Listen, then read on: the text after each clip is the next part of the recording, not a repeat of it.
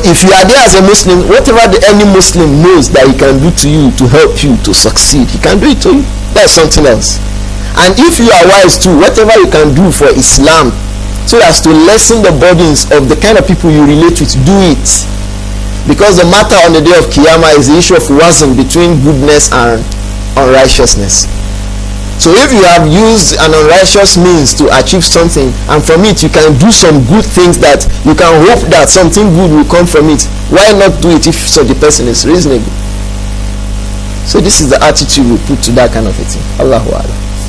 Alaikum salam wa rahmatullah.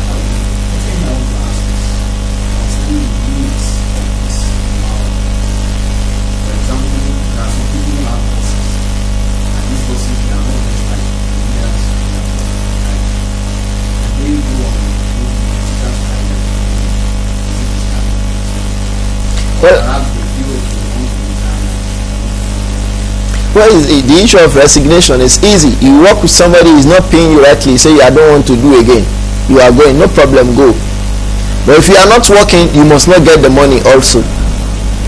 If you are not, you say, oh, I'm not going to work because there is something you are not doing to me, then you should not be paid also, because the pay is for the work. So how do you justify the work that you are working and you are not paying, the work you are not doing and you are collecting the money? Except if that is part of your agreement from the beginning, that look, some parts in the year I will not work and you will pay me. You agree, I agree. Before you signed the contract, before you signed the job, I will not work sometimes during the year, 3 months. You will give me holiday, or you give me so and so. I will not work, but you will pay me. You say yes, I agree, you sign it. So that will explain when students are on holiday and the teachers receive salary. That is known, jointly agreed to by both parties. But this one, they jointly agree to it, that sometimes I will not work, but you must pay me. I will not work that because your pay is less. I will not work, but I will still collect the money. Did they agree on that?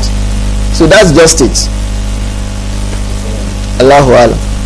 Alaikum salam. But specifically on whether teacher strike is right or not, bigger scholars should be giving fatwa on things like that. And unfortunately, those people don't care about things like that, whether it is Islamic or not. They are just doing it. Allah understand. It's really a period of crisis and fitna.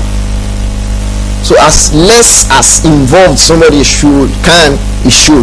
As less involved as somebody can, because the more involved you are, the more dangerous, the more troubles you have to be facing, the more fatwa you'll be needing, the more compromises you have to be making. May Allah assist us.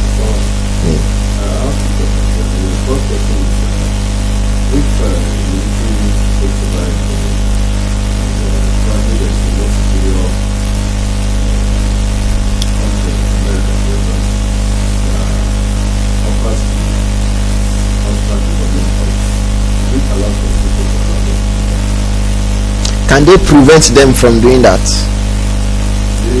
Do you understand what I'm saying? A military is saying a military takes over in a country. Another superior military say, don't worry, we will help you send them away.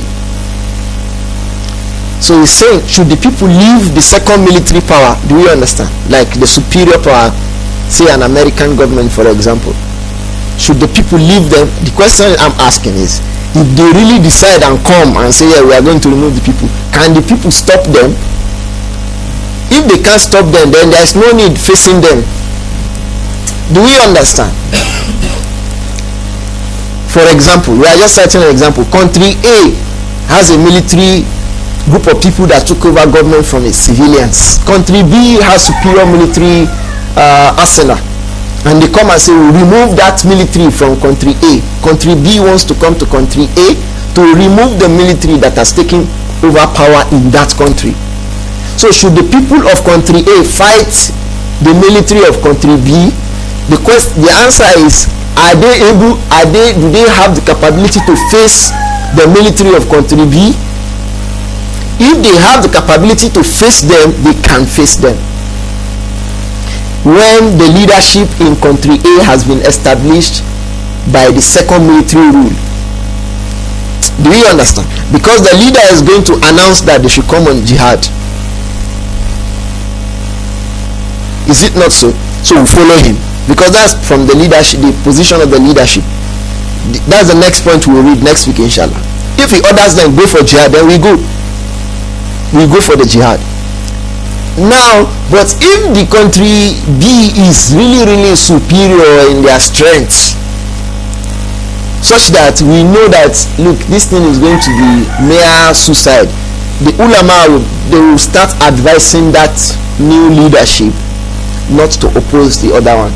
You know why? So that blood will not be wasted. The blood of people will not be wasted in the country. So the Sharia usually weighs between sayyi'at and hasanat. If there are good things, it will prefer the more good ones than the lesser good ones.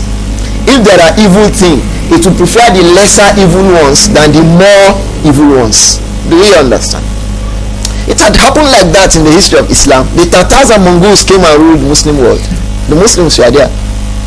It was at the time of people like Ibn Taymiyyah, they were able to fight them and remove them. Even when it was not that they came once, they were coming gradually because they were employed as the police for the Muslims, amongst the Muslims. So they lived, and gradually they were, security will have more information about leadership. They will know who is who, what is what, and at a point in time they overturned and became the leaders. They were fought in the end and removed, but not immediately, not until they were able to do so. So if we are able to fight them and remove them, we fight them and remove them. If you are not able to fight them and remove them, samina wa ata'na, until Allah gives us the power to be able to do so. Do you understand?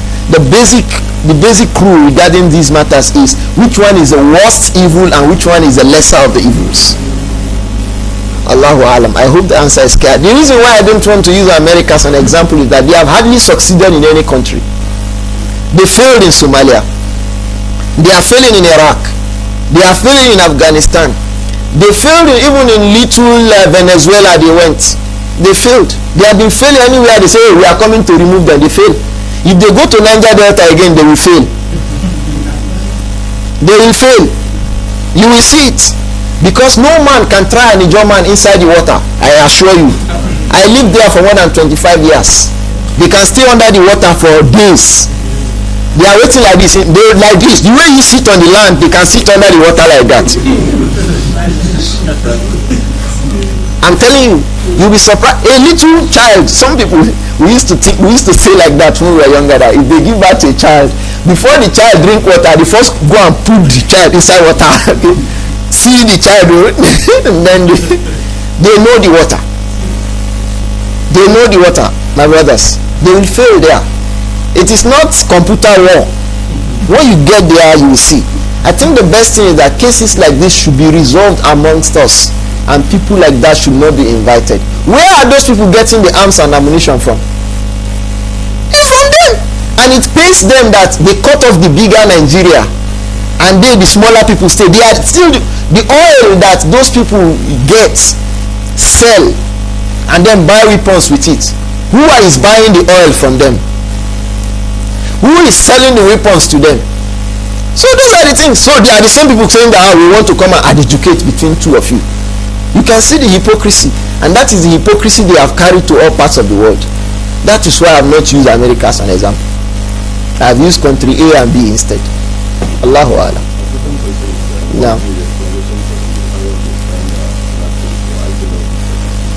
Now, the Muslims should prepare, the Muslim state should prepare power and authority against the non-Muslims.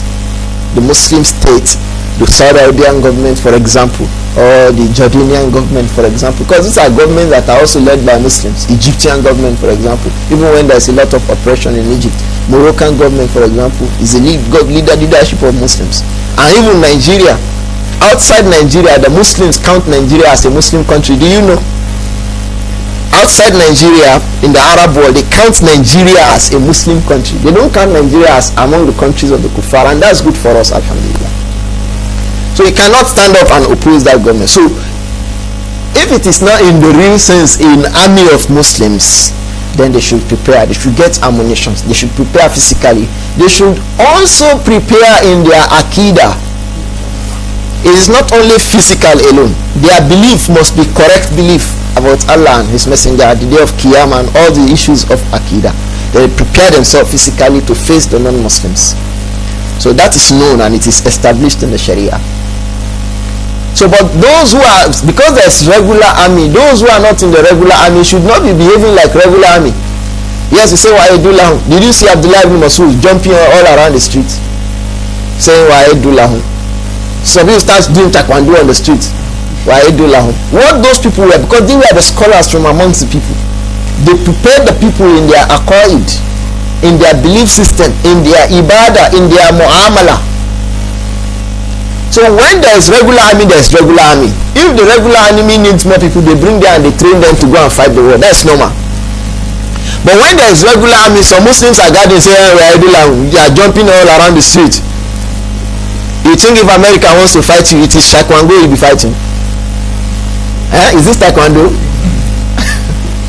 So, wallahu alam, perhaps that's the area you intend, that some Muslims begin to shout around the street, they are doing jogging, they are jogging to fight America. It's not jogging you will do if you want to fight them. You start going and think about how to isolate a neutron from cement. That when you explode it, it can give you a neutron bomb or cement bomb. That is the kind of preparation. Unfortunately, all these kind of people, they don't have that kind of idea. It is jumping around on the street. You hear the companions of prayer are jumping around the street because they are preparing for Kufar. Sa'ad bin Abi Waqqas was jumping around the streets in Medina. Or Abu Bakr Siddiq. The companion who didn't even have a sword, Ukasha ibn Muhsin. Ukasha ibn Muhsin was on the battlefield. The person said, yeah, Ukasha, you are on this battle? He said, yes. He said, Prophet, but I don't have a sword. The Prophet caught sallallahu alayhi wa sallam from a tree and gave it to him. He said, fight with this. Ukasha ibn Muhsin killed over 6 to 7 people. The 8th person killed him. He died as a martyr. He killed with that stick. So if it is today, people, because of the preparation in Aqidah, not just physical preparation, he believed, when Prophet said fight with this, he believed that he can fight with it. If a person is told fight with stick today, when people are holding sword, he will say, oh, I should fight with it. You give me your sword now. Because the Aqidah is not prepared. But because it was the Prophet sallallahu alaihi wasallam say fight with this, he knew he can fight with it. He killed 7 and the 8th killed him. And don't forget, he had been mentioned by Prophet sallallahu alaihi wasallam to be from the people of Al-Jannah. Ukasha, the day he was talking about people who will enter Al-Jannah without reckoning, 70,000.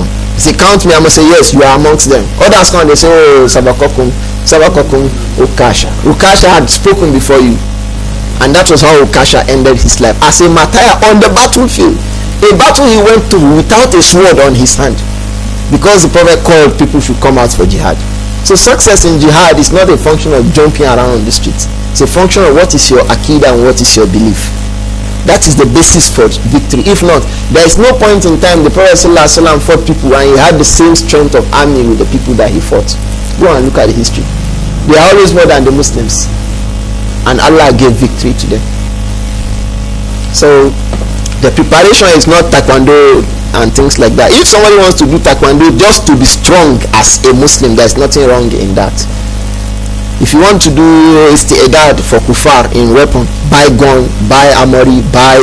When Hijab people are preparing to be fighting the people they are fighting now, I'm sure it's not taekwondo they are doing. One of them that when I was younger than this, I knew is their leader. I knew Dokubo. He doesn't, if you do stretch your leg, he can't defend himself, but he's the leader. If you see him now, if a British share staff see him, he will run away. The way he'll be dressed, full with weapons on all his body. You used to see him on the newspaper. He didn't know one single taekwondo like this.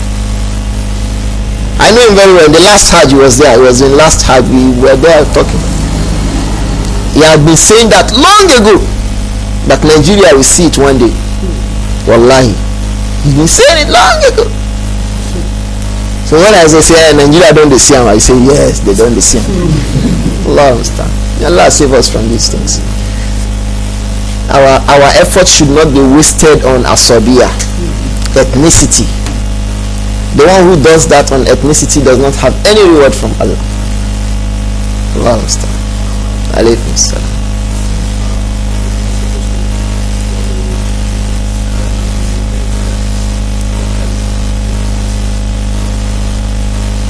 What I know, all these leaders, they do not come out openly.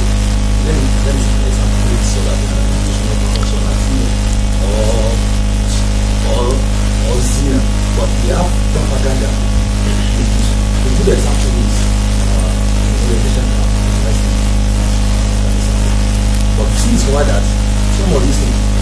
some of this ideology is from government or the leaders.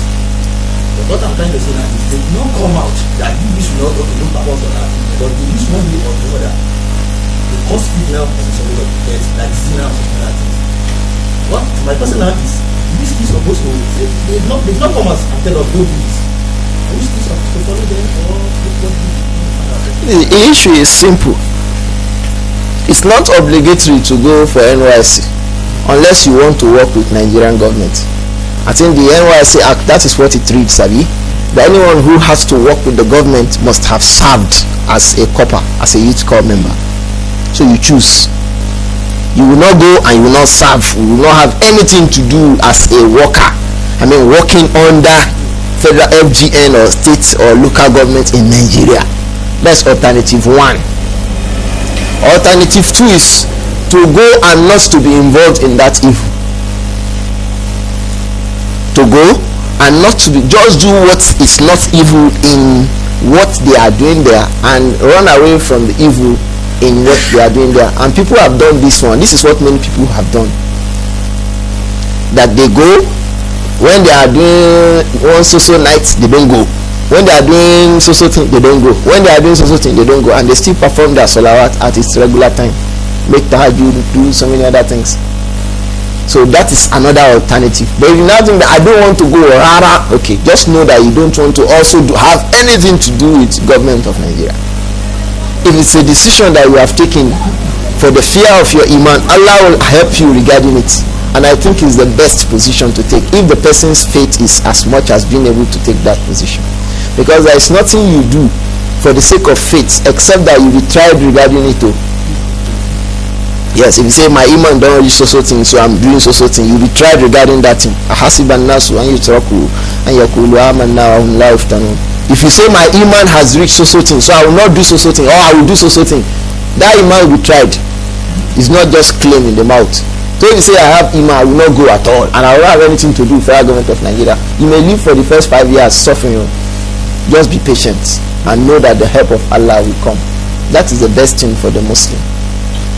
But if you are not able to do that because of da'ful iman, go and then avoid the areas of evil. Allahu Akbar. Now, wa alaikum salam.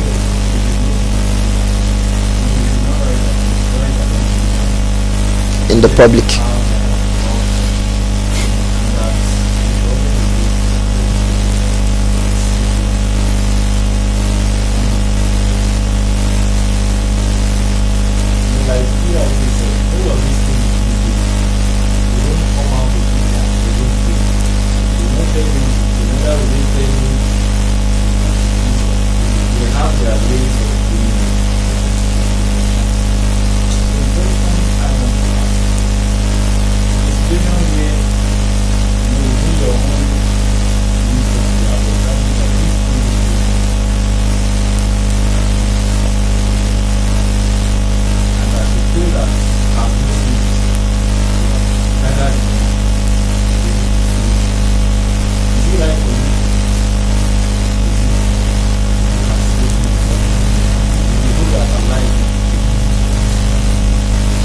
If the Muslim army is prepared to be able to overtake the other people, the established government, and they have the strength to be able to do so, and no problem. That's yes.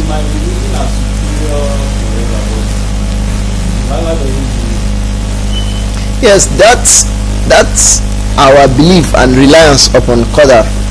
It must be something that is followed with some practicality, that is devoid of emotion, and that is full of deep thoughts. You don't say that I even a single person, Allah can give him victory over 1 million people, or is Allah not able to do so? Subhanahu wa ta'ala, he's surely able to do so. So it's normal. So 10,000 people can say, oh, we should be able to fight 1 million soldiers, no problem. But do they have in the real sense of it, can they think really that we should be able to face these people? So what the Prophet did, sallallahu alaihi wasallam, in terms of preparing the army, in terms of telling the people, everybody bring all what is in your house, so let's buy enough weapons. He didn't say, I'm prophet of Allah, I will just go there and tell all the people, all of you die. He can do so, sallallahu alaihi wasallam. But Allah wants him to follow the asbab, the means. So in as much as yes, we can have iman and say, oh, we can usurp power from these people, the means also, we should not forget it. If we have the means from our own judgment to that, yes, this means is capable, at least good enough. This means, is it good enough?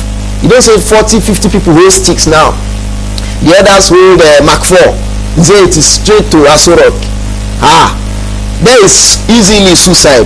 You can say, in your mind, you can feel that this is suicidal. So someone stops this and they say, no, we have iman. We have iman to do so. You know, it is dangerous idea. You understand? So that's why Shaykh Abdulaziz bin Abdullah bin Baz alayhi rahmatullah, he said the matter has to combine 3 to 4 things when you want to overturn a kafir leader or a Muslim leader who became a kafir. You now want to overrule him, because you know the Prophet gave istisna. We'll come to that next week inshallah. That except if the leader is a kafir with whom we found what he referred to alayhi salatu wasalam as kufrun bawah, clear kufr. So in either of these cases, you want to remove the leader. I said 3 things. 1, deep thoughts. Deep thoughts. He said 2, don't include your emotions. Atifa must not be there. The 3rd one is a strong military power. Because if you say you put emotion and no deep thoughts, even when you have strong military power, it will fail. But if you put deep thoughts and emotion, if you put deep thought without emotion, then with strong military power prowess, is most likely to succeed. They will not be praying to Allah, Allah, we have so, we have so, we want to succeed. Allah gives them success. And that is the essence of the verse we were talking about, that Allah said we should prepare for the kuffar. Do you understand? So the preparation is still very important, and the military strength is still very, very important. Allahu Akbar. Alexander, we'll make this the last question inshallah. Alaikum salam wa rahmatullah.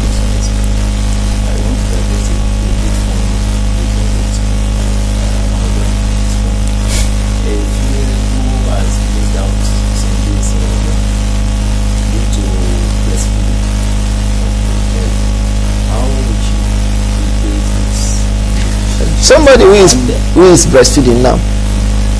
Corresponding to the fact that she has another Ramadan.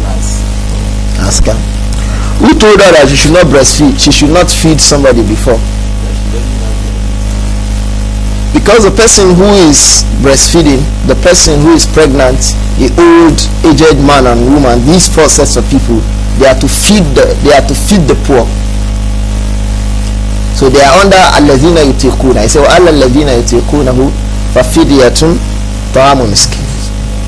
So ulama say they are yutiqunahu, they can fast, but fasting is taqa, difficult upon them, as is in the hadith of Abdullah ibn Abbas and Sahih Bukhari. So these sets of people, they are to feed people on the days of fasting. The question is, okay, what if a woman does not know that she is to do that?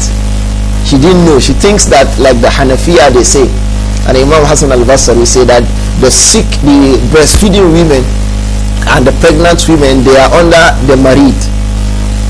And he said, وَإِن كُنْتُمْ مَرْضَى أَوْ عَلَى سَفَرٍ فَإِدَّةٌ مِنْ أَيَّامٍ أُخَرٍ, that the breastfeeding woman and the pregnant woman should fast on another time.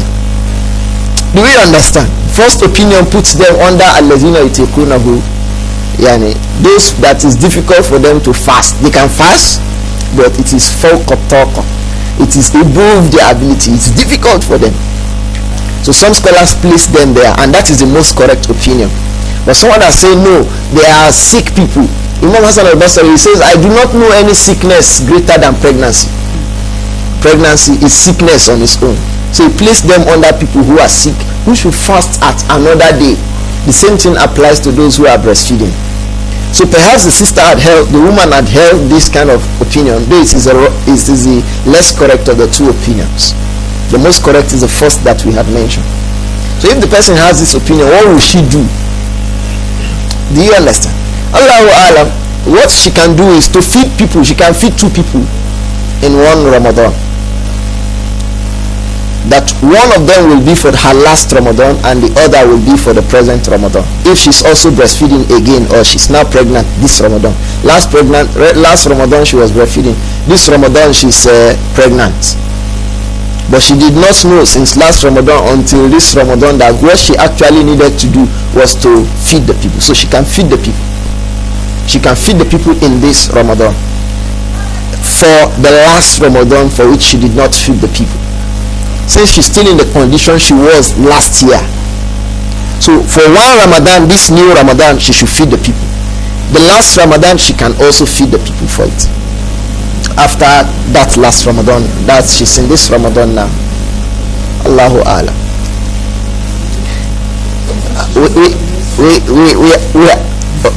We have said we are going to make that the last question. If we start opening Ramadan chapter now, go on talking about Ramadan. But let's not forget the issue of as-sam'u wa ta'a, that we must obey the leaders of the Muslims, even when they had come there from oppression. We must not disobey them. Yaradua say do something, do it. If you don't do it, it could be dangerous not to do it. So أقول ما أقول هذا وأستغفر الله لي ولكم سبحانك اللهم وبحمدك أشهد أن لا إله إلا أنت أستغفرك وأتوب إليك. السلام عليكم ورحمة الله وبركاته. Jama'atul Muslimun. It is Jama'atun min al-Muslimin. It is a group amongst Muslims. It is not the Muslims. So, and it is the person that the Muslims agree upon as the leader that is their leader. So how many Muslims have agreed that it is the Amir of MSS that should be the Amir of the Muslims? How many people have agreed that it is the Amir of Micah, for example, that should be the Amir of the Muslims? Or Amir of a Masjid? Or Imam of a Masjid that should be the Amir of the Muslims? In fact, the use of this word Amir itself makes us understand that people do not understand what the word means. The word Amir. Shaykh Ahmad ibn Yahya al-Najmi, about 2 weeks ago he died, alayhi rahmatullah. He has a piece on this mashru'iyya of referring to people, every person as Amir.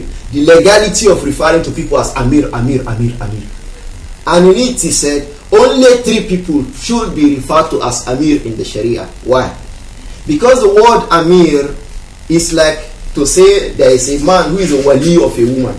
You know, once you say that a man is the wali of a woman, it's a word you have just used lexically. But in the Sharia, that word carries around responsibilities. So each time you mention that word wali with regards to a woman, it means so many things. 1, if you want to marry her, you go to him. 2, if the woman is divorced, she goes back to that wali. 3, if the person is to travel, if the woman is to travel and the man, her husband, is not there, that wali can travel with her. So what we are saying that the word, once you say wali, it carries responsibilities. So it should not be, somebody should not come and say a brother is another sister's wali when it's not actually the wali that the Sharia understands. So when you ask, can this brother marry this girl? I'll say no, he can't marry her. So what kind of wali are you talking about? Do we understand? So when the same thing applies, that when you say Amir in the Sharia, it has certain responsibilities. So when we now say, okay, somebody is Amir, you now say, okay, call us for jihad. You say, Amir, I can't call you for jihad. Someone refuses to marry his daughter out in marriage. He says, alayhi salatu wassalam, that فَإِن تَشَاجَرُوا فَالسُّلْطَانُ وَلِيُّ مَنْ لَا وَلِيَّ لَهَا. When the awliya of a lady are in disagreement, the sultan, the Amir of the Muslims, is the wali for the girl.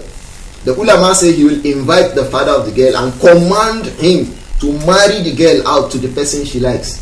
If he refuses, if the wali of the girl refuses, the Amir will marry the girl out. The Amir of the Muslims, who has the sultan.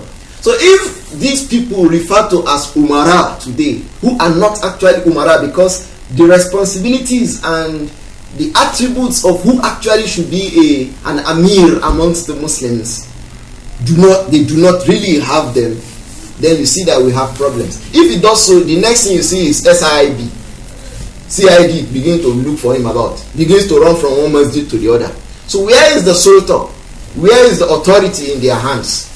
So if an Amir of an MSS, for example, marry a girl out because her father says, no, I will not marry my daughter to a person that grows beard. So he's invited, please come. He said, no, I will not come. Amir of MSS of a school, marry the girl out. What do you think will happen to that Amir? if the parents are really people who are out for it, he's going to stay in SIB for many days if he's not careful, for months. He'll be kneeling down and they'll be begging, please, we will not do it again. So that really means he's not an Amir. If he's an Amir, he will have a sultan that once he says something, it is obeyed. If it is not obeyed, he does it in authority.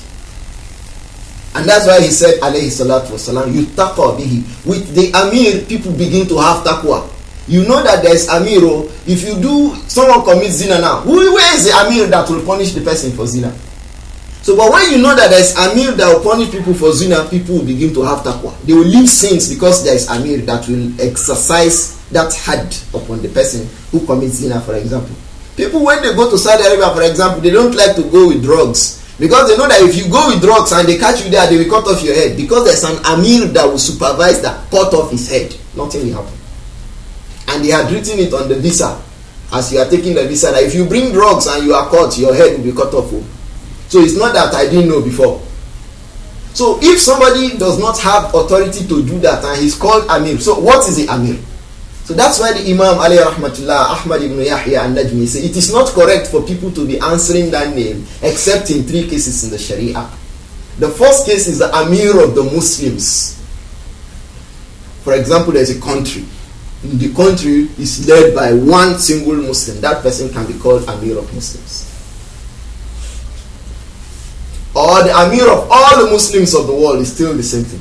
That is one. The one who has political power, administrative power, and authority, who can exercise, establish punishment, supervise punishment, and do all these things we tried to mention. So that one is Amir, the Ma'am al-Kalima. And it's legal that he is called an Amir. He is the kind of people the Prophet was saying, alayhi salatu wassalam, that man ata'a amiri faqad ata'ani, the one who obeys my Amir. So here the Prophet said Amir. So this kind of a person should not be disobeyed, and he is rightfully called Amir if he is called an Amir. The other set of person who can be called an Amir is the deputy of this one. This one appoints somebody, go to so place, go and be leading them there. He can be referred to as Amir. Maybe in terms of being a governor, or in terms of being a minister or something. He's an appointee, a deputy, somebody acting in place for the original Amir. The third person who can be rightly referred to as Amir is Amir Safar. Muslims are traveling and they say one of them should be the Amir. He can be referred to. The Amir of a Ghazwa, commander of a war, is under the first one.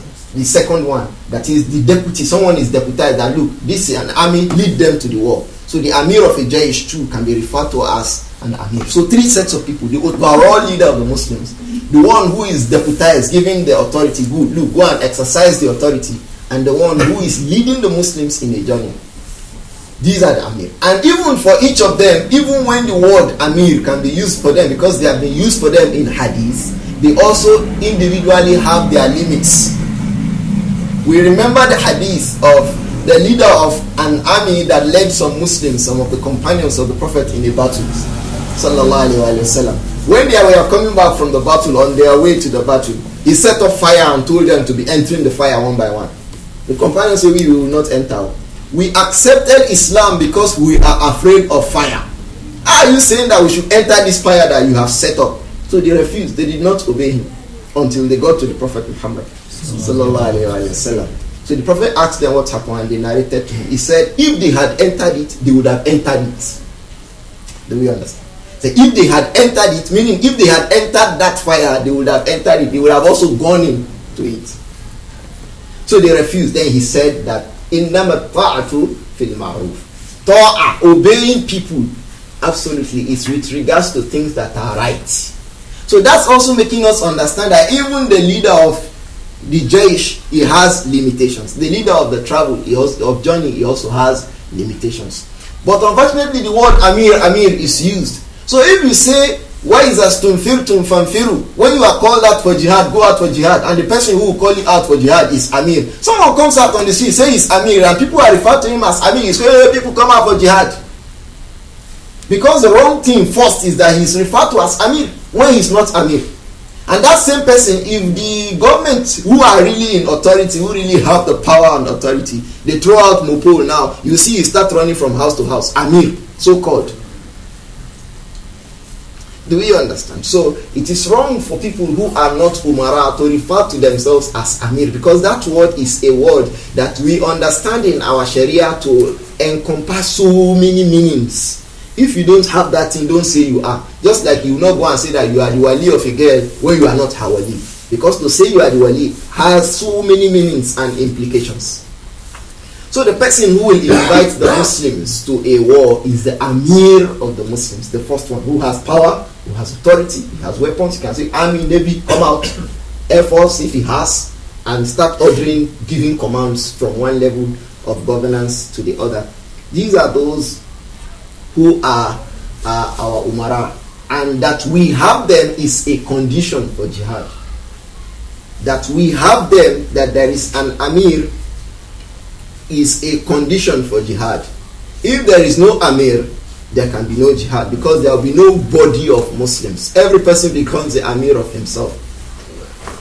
And that's why Imam Ibn Qudama and all these ahadiths we had read are also evidences for that. Is that why is astumfirtu? When you are called, who will call you?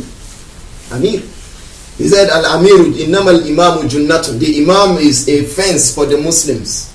Yuqatiluna min waraihi. From behind him war is fought. So it means don't fight a war when you don't have an Amir in your front. And that's why there is no war the Muslims fought in history of Islam without an Amir. So why is it that today Muslims like to go and fight jihad? No Amir. No Amir. Every person is Amir of himself. So those are some of the reasons that the scholars have explained that bring failures to some of those jihad. Because in the first place, there is no Amir. There is no Amir of the Muslims who is Amir that can take the responsibility of calling the people out for jihad. Who they will obey. Who if he says go there, they will go. Who if he says sit down there, they will sit down. Who if he says stand up there, they will stand up. Because they had already understood that he is not to be disobeyed. So, but when this does not exist, every person is an Amir of himself. So if you say there is crisis in a place now, in a city, and Muslims are killing non-Muslims, you just see that every person will do what he likes. Some people will kill people, mutilate them, remove their eyes, cut their nose, cut their ear. They say it's kafir, so they want to finish kafir. But is that permissible in the Sharia?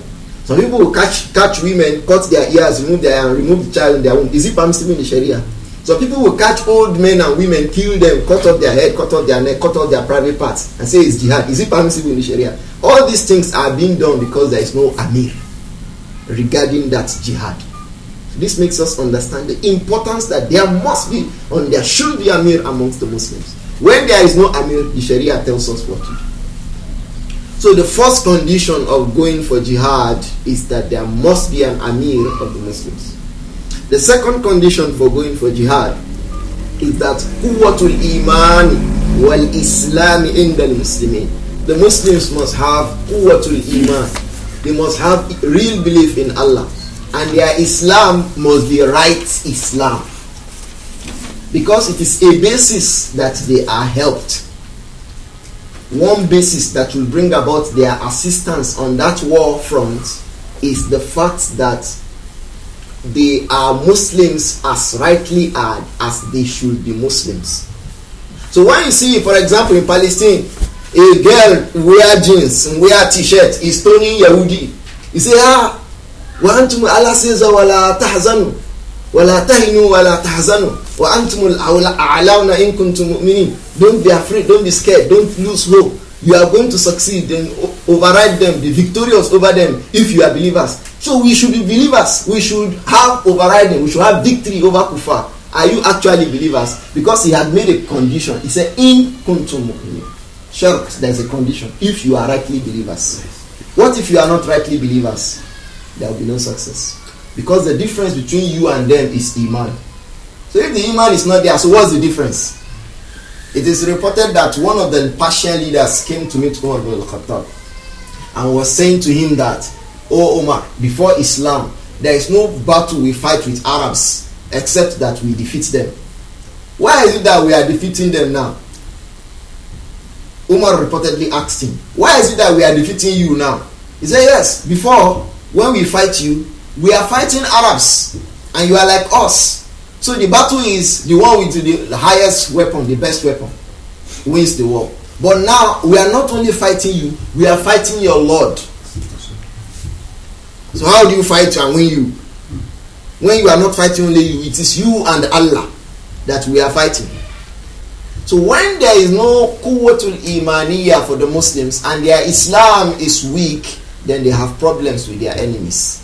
So one condition of jihad and its success is that the Muslims must be in the right state of iman. They must be in the right state of Islam. So the lesser their iman and their Islam, the lesser the possibility that they are going to have victory. If you now want to know the condition of the Muslims in the world today, go to Hajj and see them. You see people holding on to the Kaaba and kissing it like this. You see some people losing the ropes from the kiswa, the cloth of the Kaaba. They are losing it. They put it in their bag. You see some Muslims using their turban. They remove it and start rubbing it on the walls of the Kaaba. What will that one do to you? I overheard someone going by the graveside of the Prophet Muhammad sallallahu alaihi wasallam. The sunnah is there, just say salam and salat to the Prophet sallallahu alaihi wasallam, and do the same to Abu Bakr Siddiq and Umar ibn Khattab and go.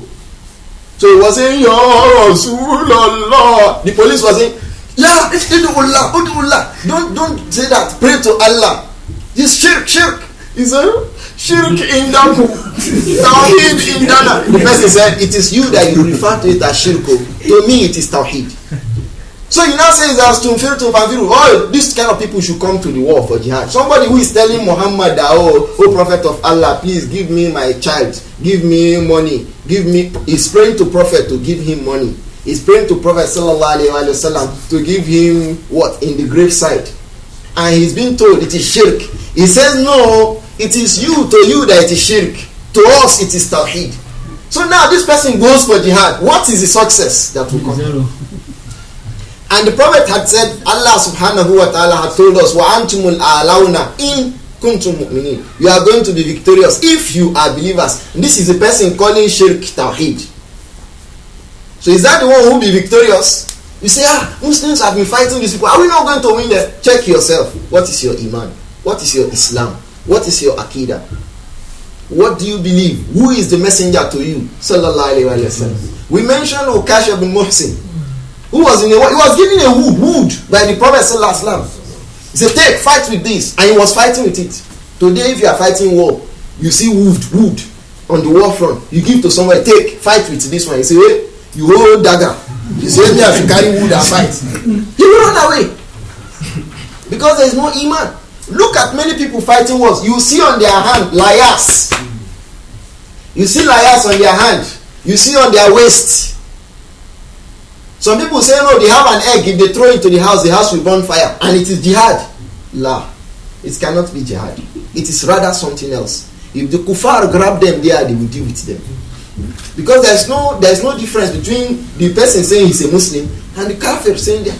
And that's why the ulama say the basic responsibility of the ummah now is what they refer to as At-Tasfiyah or wat-Tarbiyah. Purify the dirty aqaid in the mind of the people. Purify their dirty ibadat. Now we are in Rajab, we are in Shaban. Some Muslims have been fasting since Rajab. Who sent them that fast? It's an act of innovation. So when someone does that thinking that he's pleasing Allah, Allah is displeased with it. This is the person who will say he wants to come out for jihad. Do we understand? Someone just is engrossed in act of innovation. And now he says, oh, they are kuffar. He wants to fight them. I'm mu'min. No, it is not for you. So the basic responsibility is purifying the aqidah, belief of the Muslims. Let them rightly believe in Allah, rightly.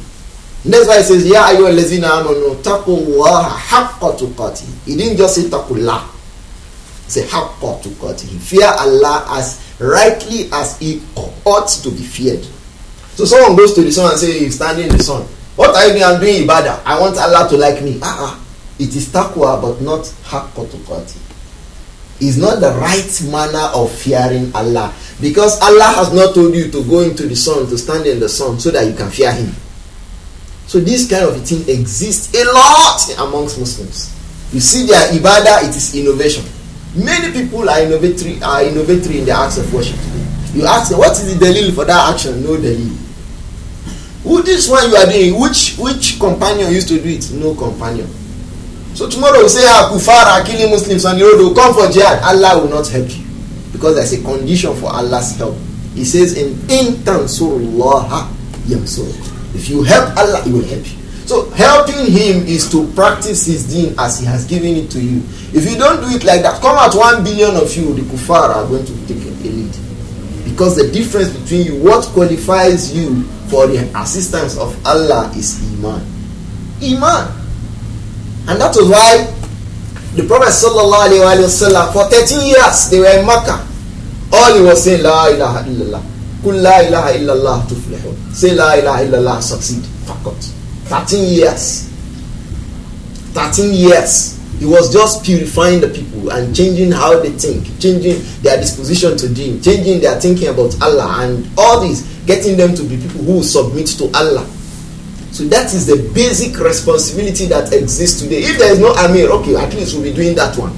Purifying the mentality of the Muslim. Because that also will bring the Muslims to think that there is need for Amir. But when their mentality is not purified, they think that, oh, if there's jihad, I can go and fight jihad on my own. I can kill as many kuffar. Someone was saying that he was in Saudi Arabia, he was watching the CNN, there was a crisis, I think it was in Kaduna. Someone was shouting, Allahu Akbar, and he's carrying refrigerator that he has stolen on his head. He was shouting, Allahu Akbar, and they were showing him on the TV. They were watching him in Saudi Arabia. Fortunately, the person knows Kaduna. He was saying that, look at this one. He's carrying TV refrigerator on his head, and he's shouting, Allahu Akbar, jihad. Allahu Akbar, jihad. These are part of it. In the jihad, during the jihad, is it permissible to be shouting like that?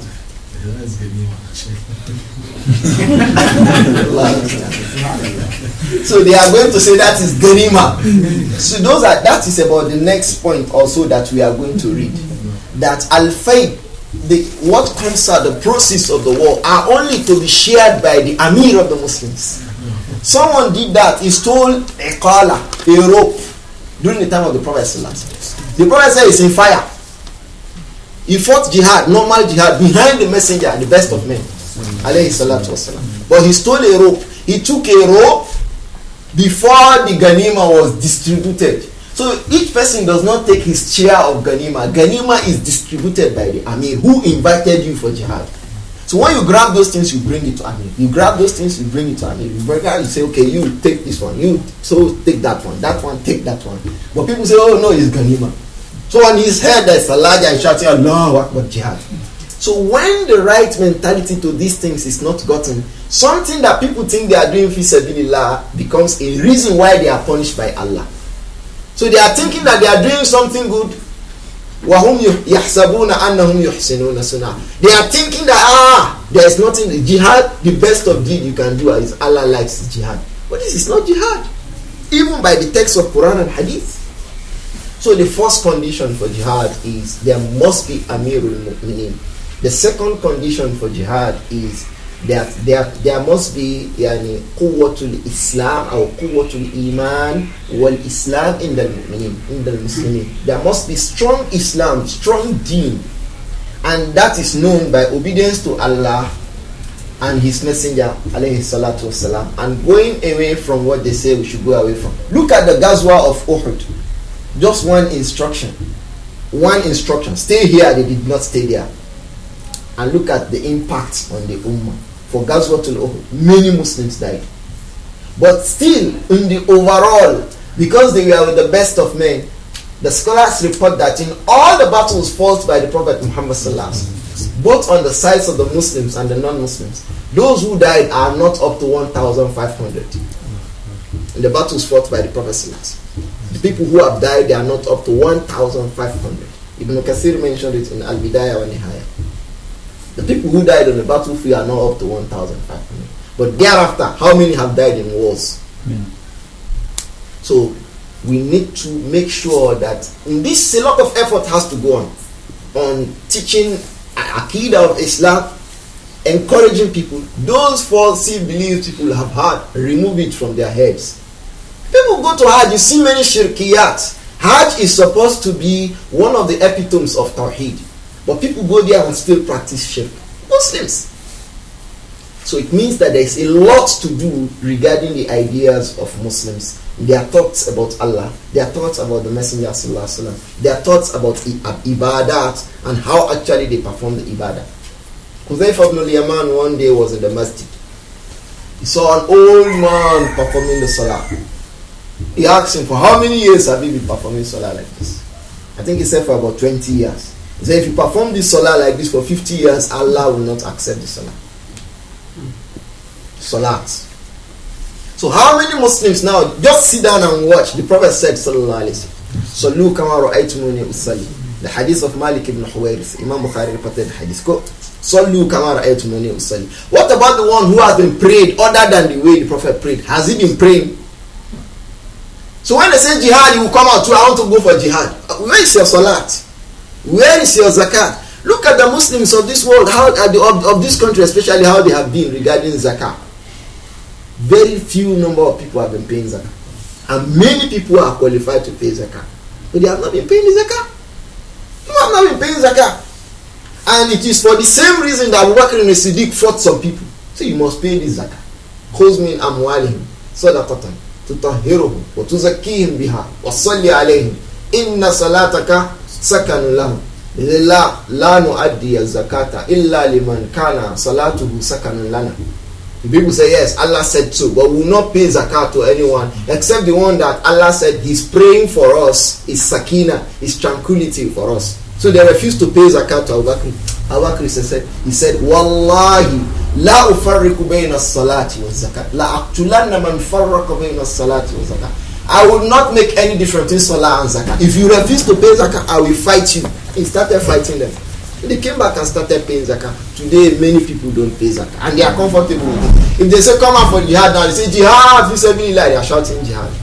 So our Islam must be in right place. Our Islam must be in its right place, so that it will not be an empty shout for jihad, jihad, jihad. The third matter regarding which the Muslims have to have before a call for jihad is al-qudratu wat-taqa. Al-qudrat, ability, the talk or the power to be able to fight for it, go on for the jihad, the power and the ability to be able to go out for that jihad. So they say, oh, the US Army has invaded some Muslims somewhere, and the Amir says, let's go out for jihad. But they don't have the means. They can't even go. Don't we know that these are the reasons why the Muslims were not permitted to fight jihad in Makkah? Ability. They did not have the ability in Makkah, so he did not say they should fight. If they say, oh, they are present, say, be patient. The Naasir of Allah will still come. If they say, they are strong, say, be patient. The Naasir of Allah will still come. Until he said to them, subhanahu wa ta'ala, that uzina lillazina yuqatalu bi annahum zulim.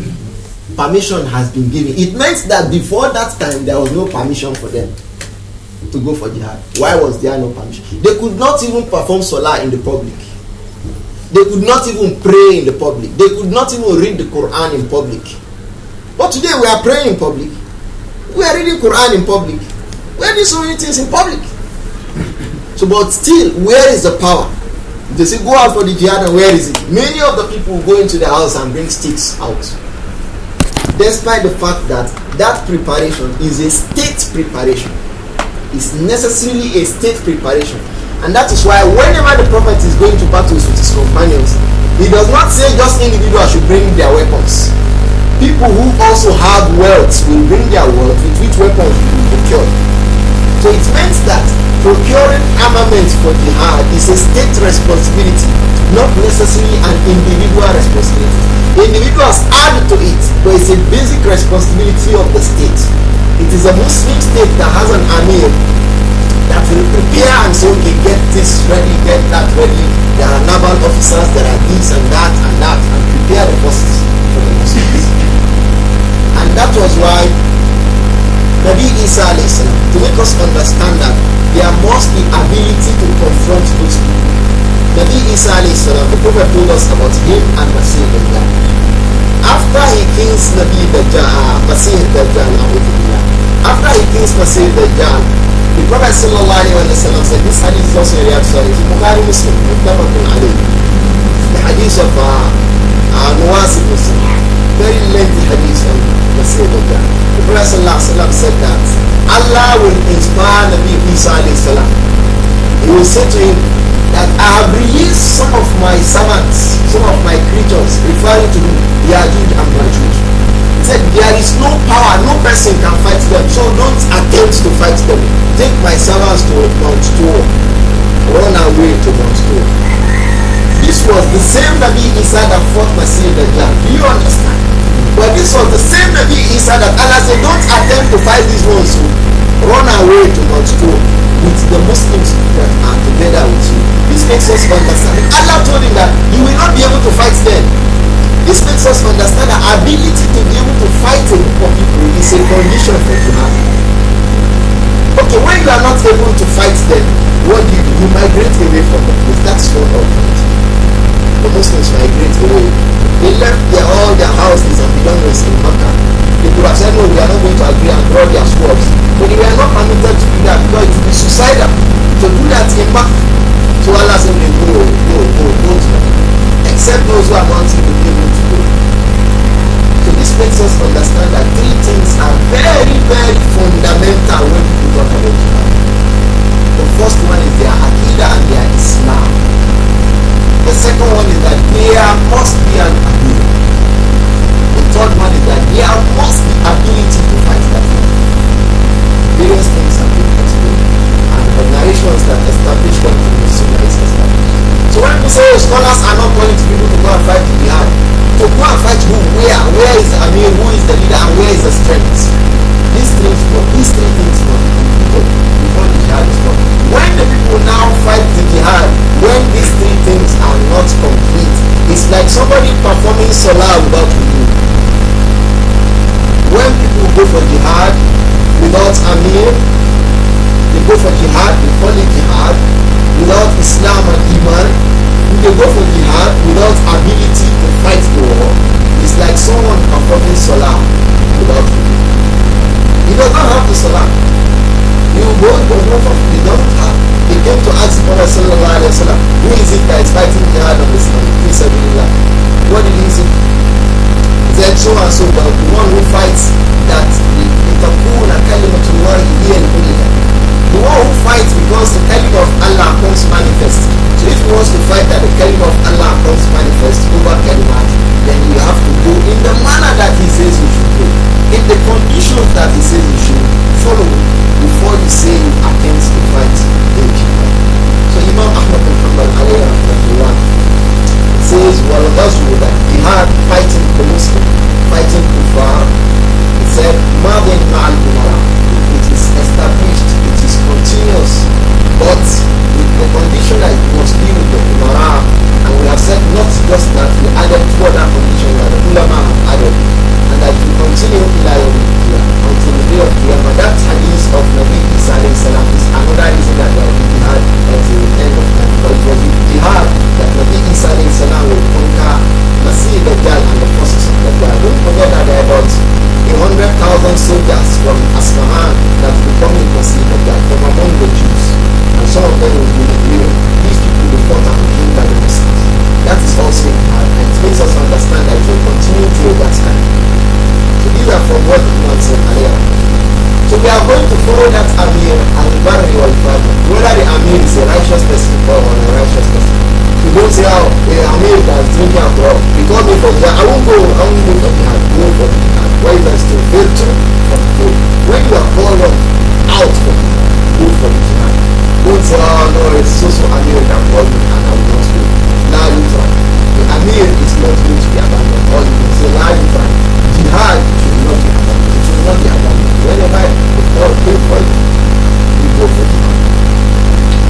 The next point, Imam Ahmad bin Hanbal said, وَقِسْمَةُ الْفَيْءِ, the distribution of the duties of war. He started with that. He said, وَقِسْمَةُ الْفَيْءِ وَإِقَامَةُ الْحُدُودِ إِلَى الْأَئِمَّةِ مَاضٍ لَيْسَ لِأَحَدٍ أَنْ يَفْعَلَ عَلَيْهِ وَلَا يُنَازِعَهُ. He said, قِسْمَةُ الْفَيْءِ, the distribution of what we now get from non-Muslims in a battle, after the battle, the distribution of that, وَإِقَامَةُ الْحُدُودِ, and then establishing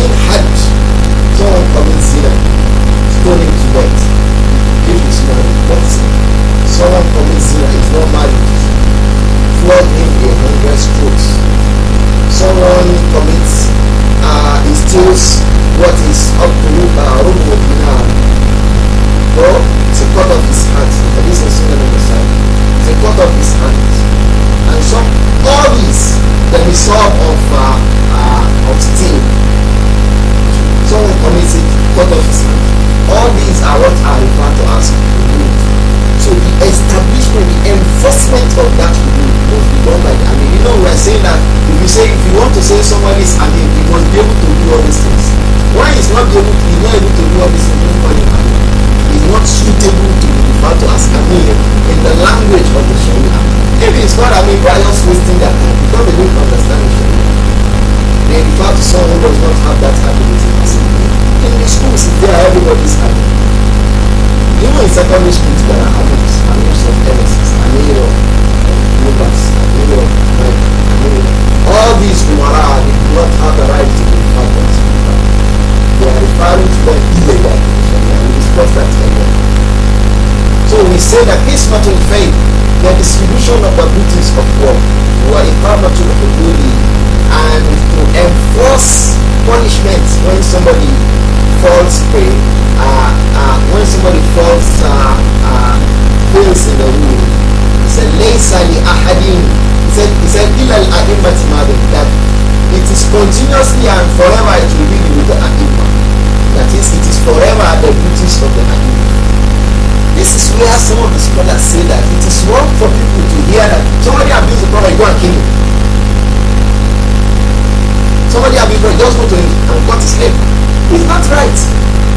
Such persons are to be reported to the authorities that will take care of the hudud. Just like someone kills someone, don't kill the person. If you kill the person, someone comes and kills you. Someone comes and kills you. It will bring about the spread of the killing of the Muslims. So people take people who go against the laws of the Sharia to the authority that will establish the had upon them.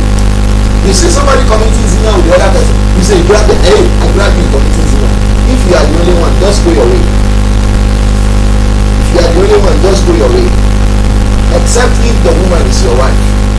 You go for the hand. How will you lie? The husband and the wife swear. That is, if the woman denies that she did not commit sin, then they go for the hand. Even that the hand, who will establish it upon them? The umara, the people who have the authority to establish that. Because one of what happens after the hand is talaq. The man and the woman do not go back to themselves again.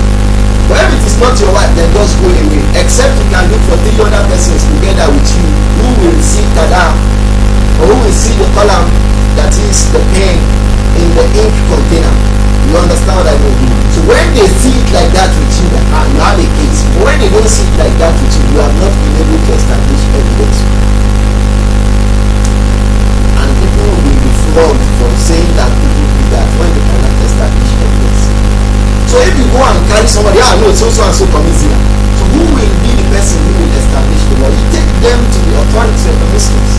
So if someone says, I'm Amir of the Muslims, they take a Muslim, Muslim that commits zina, and they take it to him. What will he do to them?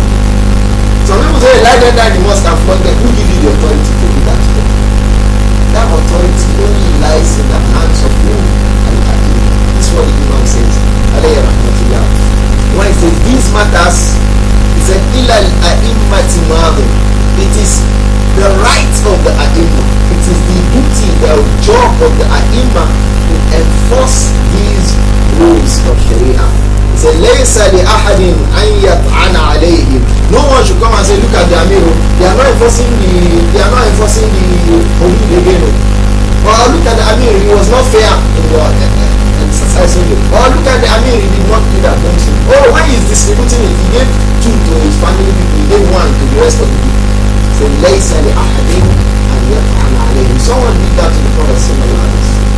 So for example, the leader of the Khawarij, some booties of war were brought from Yemen to the Prophet sallallahu alaihi wasallam. And the Prophet by Ali radiallahu anhu, and the Prophet was distributing it to him. He was giving some ways. He went to the Prophet sallallahu alaihi wasallam. This hadith is inside Muhammad. Say, Ya Muhammad, aidin, fa'innaka lam ta'lam. Oh Muhammad, be fair, because we are not fair. The Prophet sallallahu alaihi wasallam asked him, if I am not fair, who will be fair? In some riwayat he says, I have been taken as an Amin from above the heavens. You know how? Because he was giving the Quran.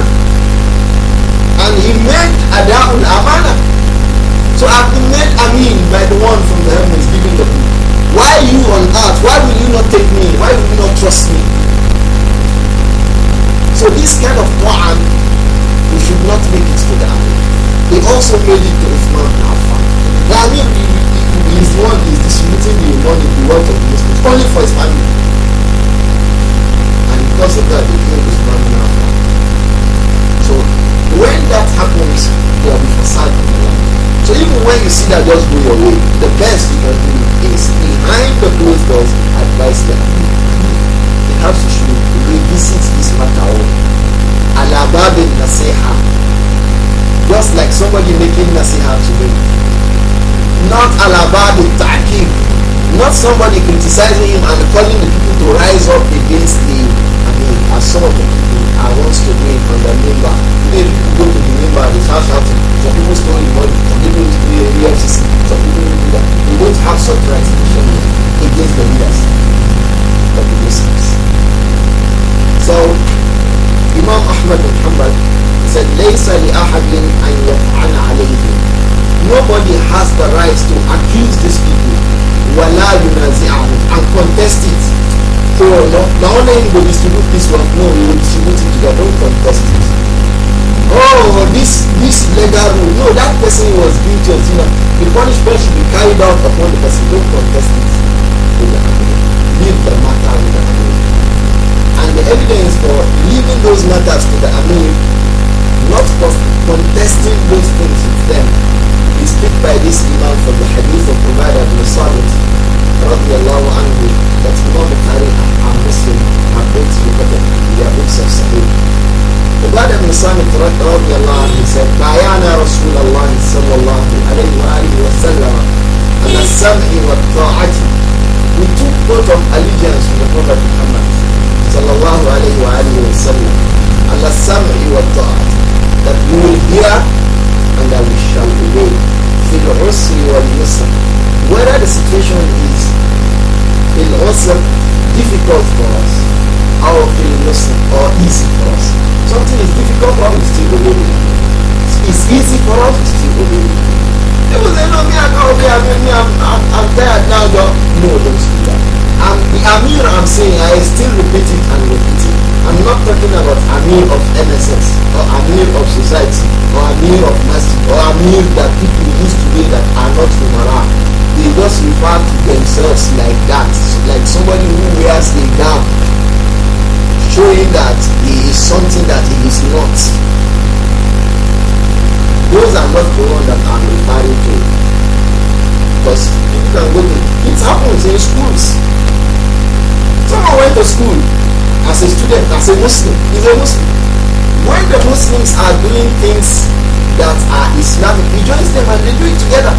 They are doing da'wah program, he joins them, they do the da'wah program together. Because Allah says, "Ta'awanu 'ala al-birri wat-taqwa, wa la ta'awanu 'ala al-ithmi wal-'udwan." Cooperate with yourselves upon righteousness and the fear of Allah. Do not cooperate upon sins. People are saying that something is bad and they are saying it in the right manner. He joins them and together he says to them, "This thing is bad. Can we change it? Can we do that? Can we do that?" He joins them in making amr bil ma'ruf wa nahy anil munkar whenever they are doing. But someone has a personal problem. Maybe he's sick. And the head of the student says, "Hey, come. Tell me I'm sick, I can't come now." He said, "No, you must come. Don't you hear the Usuul and Yusra? We tell you this hadith is not for you. The Usuul and Yusra is not for you." Or they give a command that you are not pleased with for some certain reasons also established in the Sharia. And you just keep away. This thing here I want to keep away. So as I know, fil makrai wal mashati, regarding what you like and what you don't like, you must follow. You tell you this makrai wal mashati that you are putting that for you is not for you. The Amir referred to here is not you. People say, "Oh, your sister is married. She did not tell us the day she will marry, so no brother should go there." Anyone who will be allowed is message that not going. There is not for you. That authority, you don't have it. You are only here as leader to lead Muslims in Salah when we want to pray inside with their leaders. Alas. But to say makrai wa manshati is not for you. The Amir referred to in these ahadith are those ones that we have explained at the beginning. They are the leaders of the Muslims, not